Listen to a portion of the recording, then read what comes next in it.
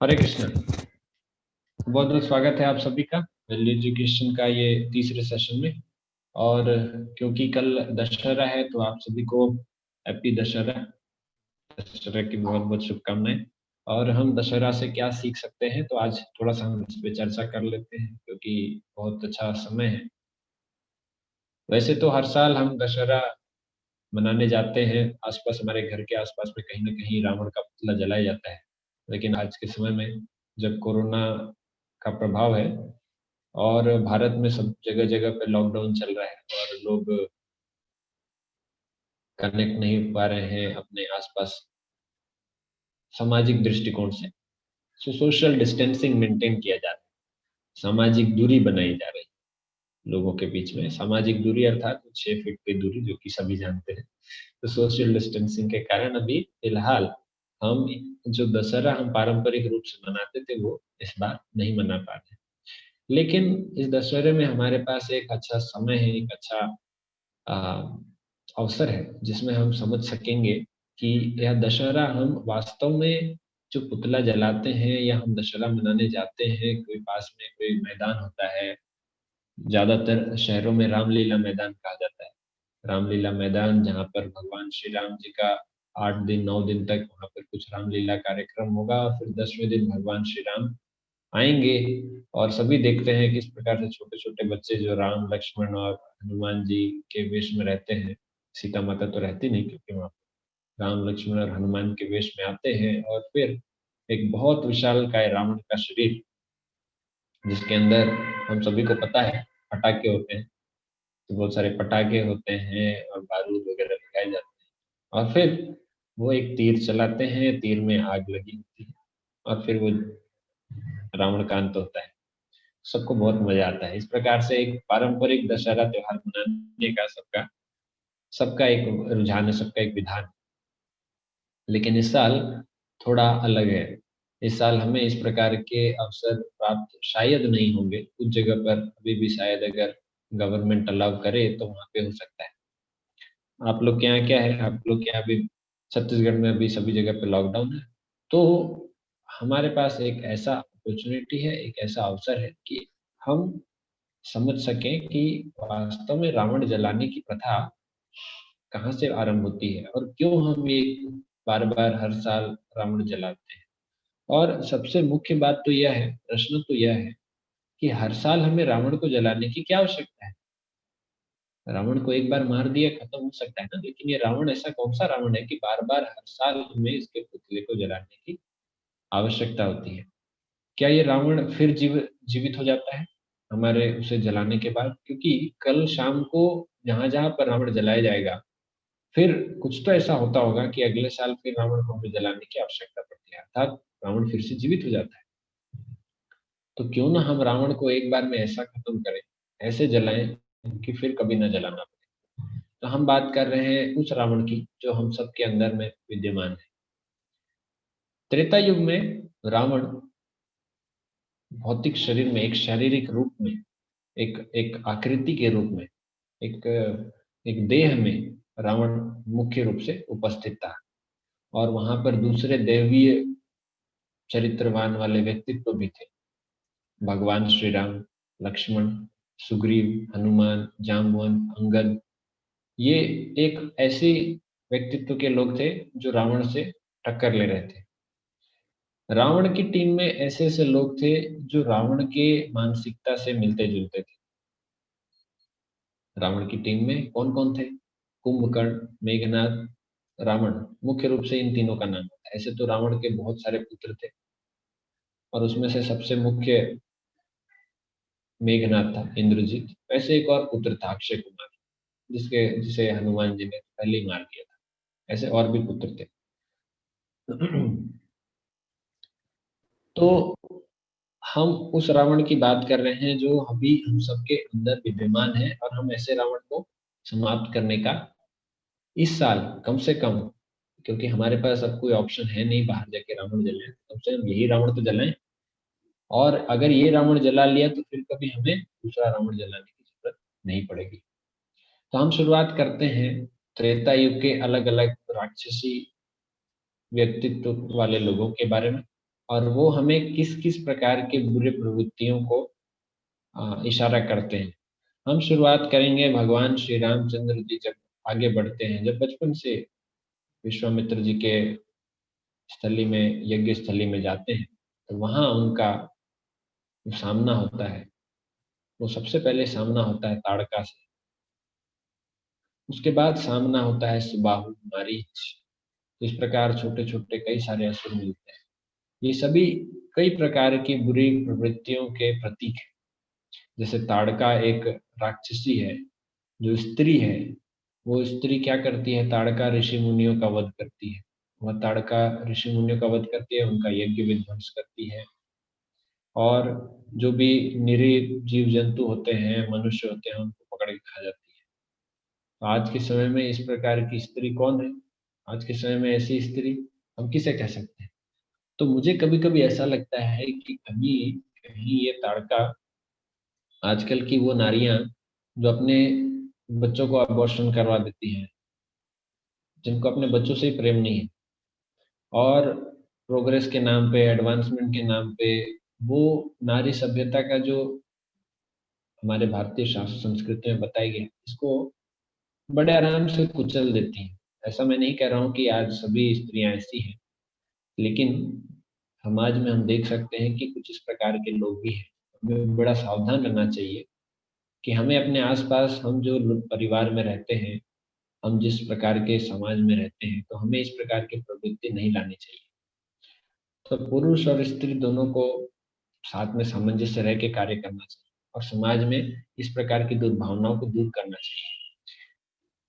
जो पूतना थी, पूतना भगवान कृष्ण को दूध पिलाने आई और भगवान कृष्ण को ही मारना चाहती थी। यही पूतना, ताड़का, ये सभी राक्षसियाँ इन्हीं प्रकार की नारियों का संकेत देती हैं, जो अपने गर्भ में रहते हुए शिशुओं को गर्भ से मतलब जन्म से पहले ही मार देती हैं। ये बहुत ही दुखद समाचार है, दुखद अ, घटनाएँ हैं। 2-3 दिन पहले मेरे पास एक भक्त ने एक वीडियो भेजा था। उस वीडियो में हमने देखा ये महाराष्ट्र की घटना थी कि एक सड़क पे एक पोटली पड़ी हुई थी। एक टोकरी में एक पोटली थी और वो पोटली चुपचाप ऐसा रखी हुई थी। वहाँ से कुछ आवाज़ें आ रही थी हल्की-हल्की। तो एक पुलिस वाले ने वहाँ जब जाकर देखा, तो उसको जब खोला तो एक नवजात शिशु उस पोटली में बंद था। और उसका अभी तक जो माँ के साथ जो एक पेट से एक रस्सी निकला होता है ना जिसे अ, कुछ कॉर्ड कहते हैं, मुझे एग्ज़ैक्टली नाम नहीं याद आ रहा है।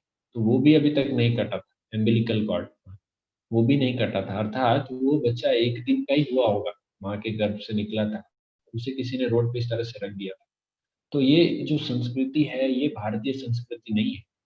ये एक आधुनिक समाज में धीरे-धीरे हम आसुरी प्रवृत्ति को ग्रहण करते जा रहे हैं। तो सबसे पहला जो सामना होता है भगवान श्री राम जी का वो ताड़का से होता है। भगवान श्री राम ताड़का को एक ही बाण से मार देते हैं। तो हमें सीखना चाहिए कि हमें भी इस प्रकार के लोग इस प्रकार के जो आसुरी प्रवृत्तियों का हमें भी डट कर मुकाबला करना चाहिए और कम से कम ऐसे लोगों से अगर हम नहीं कर पाएँ तो दूर रहना चाहिए।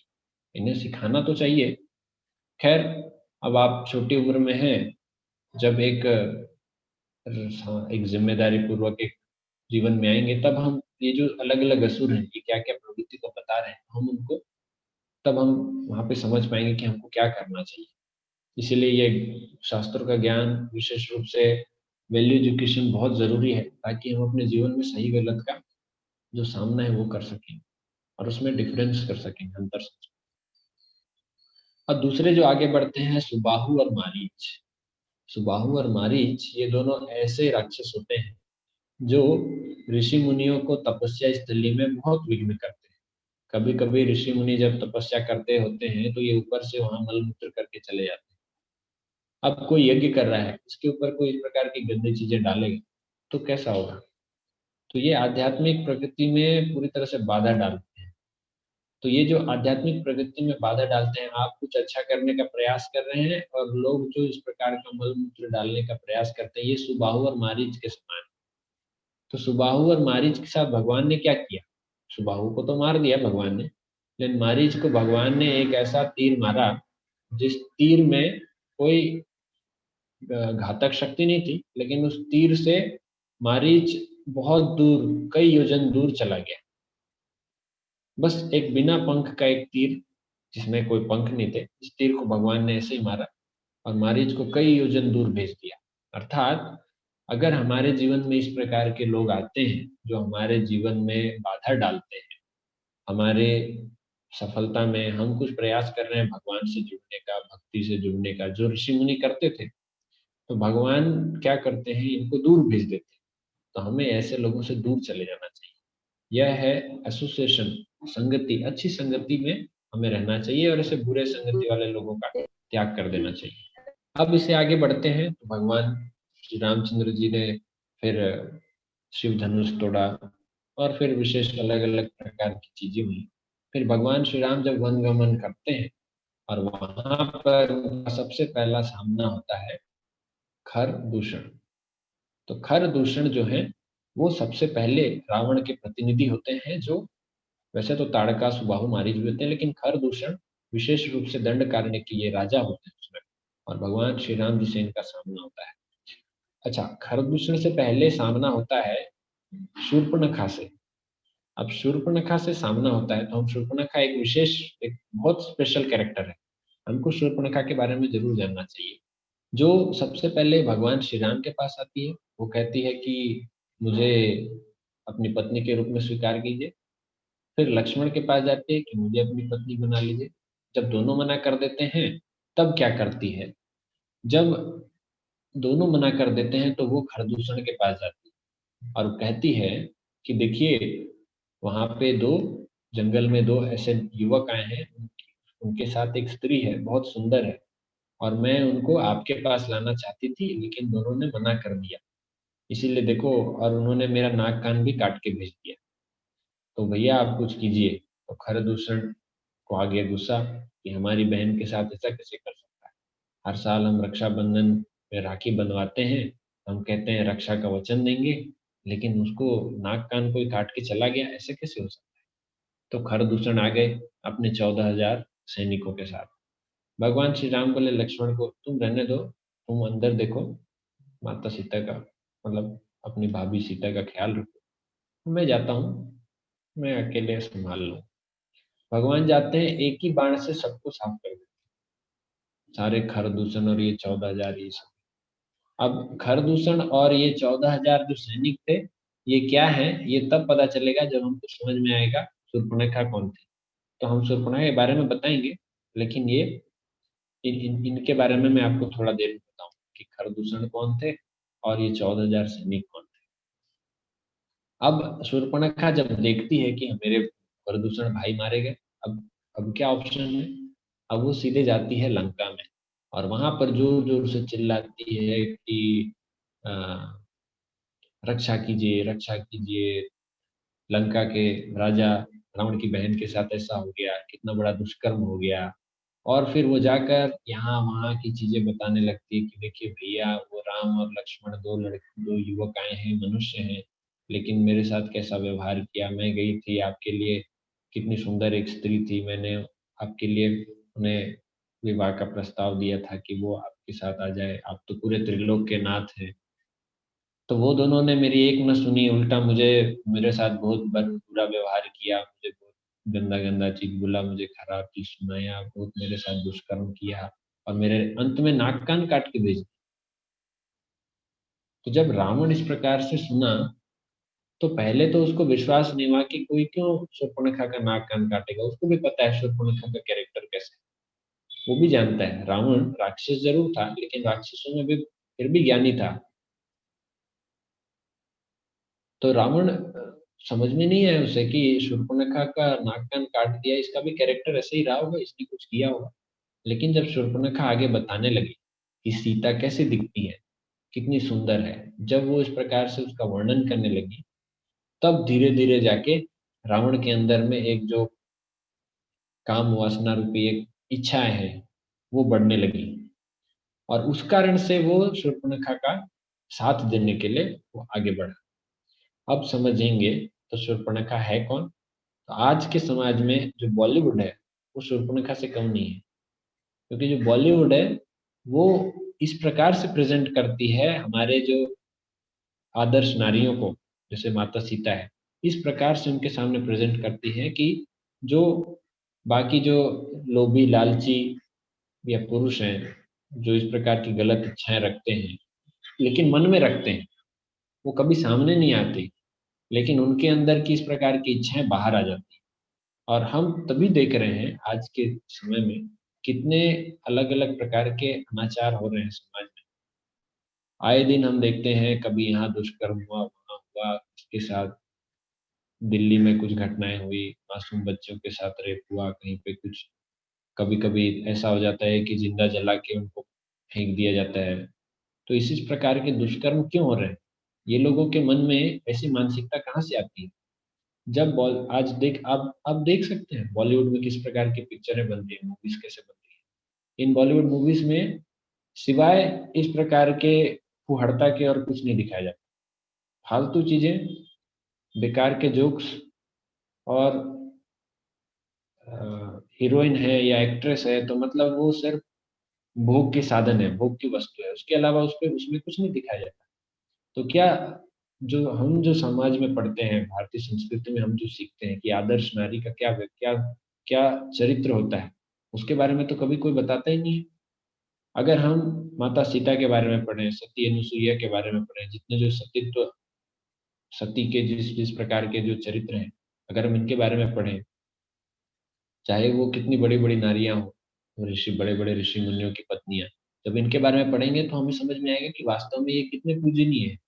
लेकिन आज हम लोग जिनको भी देखते हैं, अगर हमारे मन में इतने गंदगियाँ भर दी गई हैं कि हम किसी भी स्त्री को देखते हैं, तो हमको क्या लगता है? हम जो बॉलीवुड में देखते हैं, हमें वही सब चीज़ याद आता है। ये बॉलीवुड की जो मूवीज़ हैं, ये शूर्पणखा से कम नहीं है, जो हमारे अंदर की काम वासना को भड़काती है, हमारे अंदर की गलत इच्छाओं को भड़काती है। ना सिर्फ़ इस प्रकार की इच्छाएँ, बल्कि चोरी, डकैती, जो लोग अलग-अलग प्रकार के चोरी के, डकैती के या मार-पीट करने के जो उनको अलग-अलग आइडियाज़ मिलते हैं, कहाँ से मिलते हैं? बॉलीवुड में कुछ मूवीज़ देखते हैं, जिसमें बहुत अच्छे से चोरी हो रही है, वो भी इसी प्रकार के आइडियाज़ लगाते हैं। तो ये जो भी गलत चीज़ें हो रही है समाज में, मैं तो समझता हूँ कि इसका एक बहुत बड़ा कारण बॉलीवुड है। एक दिन हम चर्चा कर रहे थे एक भक्त के साथ जिसमें हम चर्चा में हम चर्चा कर रहे थे कि जो बॉलीवुड है इसकी शुरुआत कैसे हुई? तो सबसे पहले एक मूवी आई थी, जो सबसे पहला चलचित्र था भारत में, बिना बोलने वाला, मूक फ़िल्म, उसका नाम था राजा हरिश्चंद्र, मूक फ़िल्म। वहाँ से शुरुआत हुआ था बॉलीवुड का और बॉलीवुड मनोरंजन के लिए नहीं था। उस समय पे जो चलचित्र होते थे, वो समाज में अच्छी चीज़ें लाने के लिए ऐसे इस प्रकार के व्यक्तित्व का चरित्रों का अ, एक एक एक मंच बनाकर लोगों को दिया जाता था, जिससे लोग सीख सकें सत्यवादिता के लिए हरिश्चंद्र ने क्या-क्या कर दिया। और यही बात हम जानते हैं कि हरिश्चंद्र का एक नाटक देखने के बाद एक बालक जिसका नाम मोहनदास था, बाद में वो अपने जीवन में सत्यवादिता को लेके ही उसने पूरा अपना जीवन का आधार बनाया। तो एक नाटक बचपन का उसके जीवन में इतना परिवर्तन ला सकता है, तो हम अपने जीवन में आपको विश्वास नहीं होगा, अगर एक सामान्य बालक रोज़ दिन में 2 घंटा मूवी देखता है, मान लो रोज़ 2 घंटे मूवी देख रहा है, तो 20 साल की उम्र तक होते-होते वो करीब-करीब 2 घंटे भी मैंने ज़्यादा कह दिया, 1 घंटे भी अगर वो टीवी देख रहा है, टीवी, मूवी कुछ भी देख रहा है, सीरियल, 20 साल का होते-होते वो कम से कम अपने जीवन में 10,000 हत्याएँ देख चुका होता है, कम से कम। और कितने तो चोरी डकैती देख लेता है और 3-4 हज़ार बलात्कार, रेप केसेस ये सब देख लेता है, चाहे न्यूज़ हो, टीवी हो। तो ऐसे बच्चे के मन में क्या होना चाहिए? जो अपने बचपन से गलत चीज़ों को देख रहा है, सीख रहा है। तो हम जितना ज़्यादा अपने मन में, अपने अंदर गलत चीज़ें भरेंगे, उतना ज़्यादा हमारे अंदर हम बाहर भी गंदगी निकालेंगे। गलत अंदर जाएगा तो गलत ही बाहर आएगा, है ना? जैसे आप कैलकुलेटर में रॉन्ग इनपुट डालेंगे, गलत इनपुट डालेंगे, तो आपको रिज़ल्ट सही मिलेगा? कभी नहीं मिलेगा। तो अगर हमको सही रिज़ल्ट चाहिए, तो हमको सही चीज़ डालना पड़ेगा। तो ये शूर्पणखा है, जो रावण को उकसाती है। अब ह आते हैं हम रावण पे, तो रावण कौन था?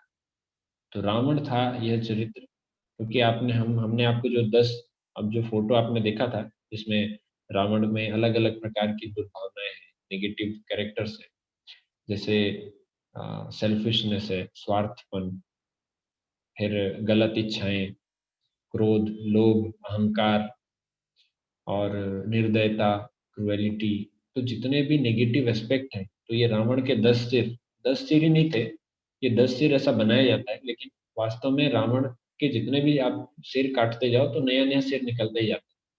तो भगवान श्री राम ने तो असंख्य बार उसके सिर काटे, लेकिन फिर उसके सिर निकल आते थे।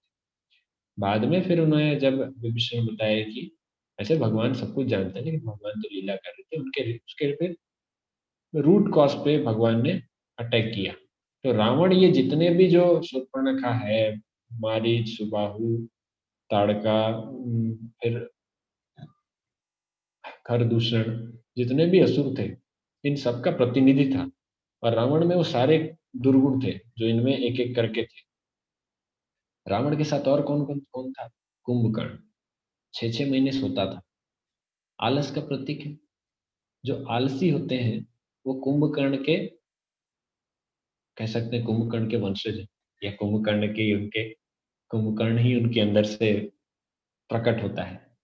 तो कुंभकर्ण, इंद्रजीत, मेघनाद, मेघनाद में बहुत अहंकार था कि मैंने इंद्र को हराया है, मुझे कोई हरा नहीं सकता।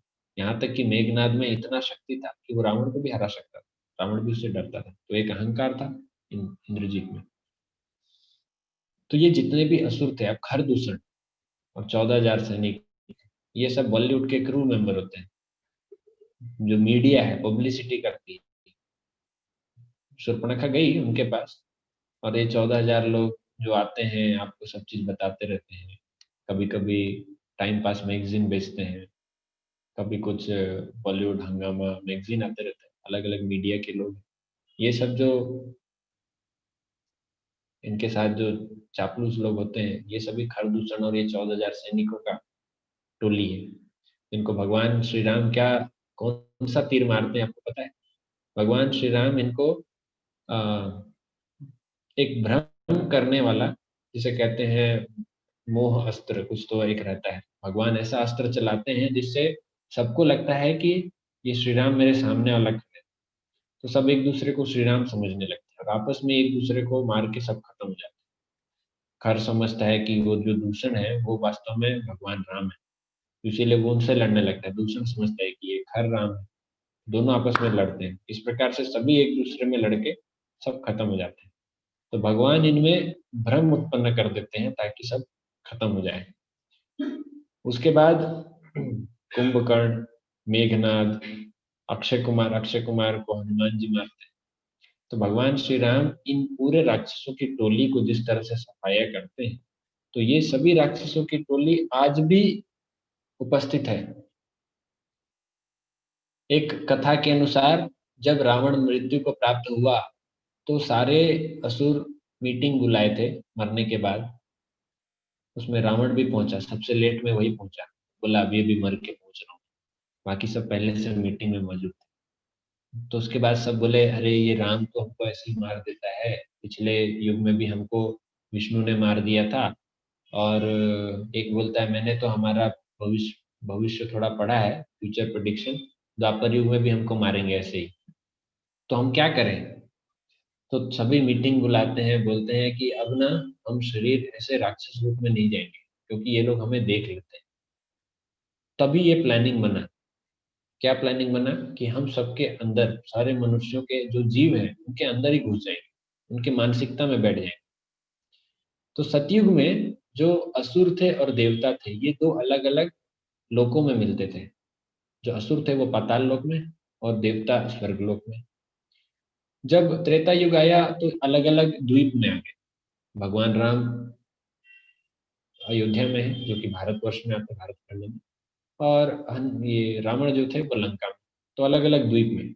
द्वापर युग आया तो एक ही द्वीप में आ गए, एक परिवार में आ गए, कौरव पांडव एक साथ। दो मानसिकता, देवी मानसिकता और आसुरी मानसिकता।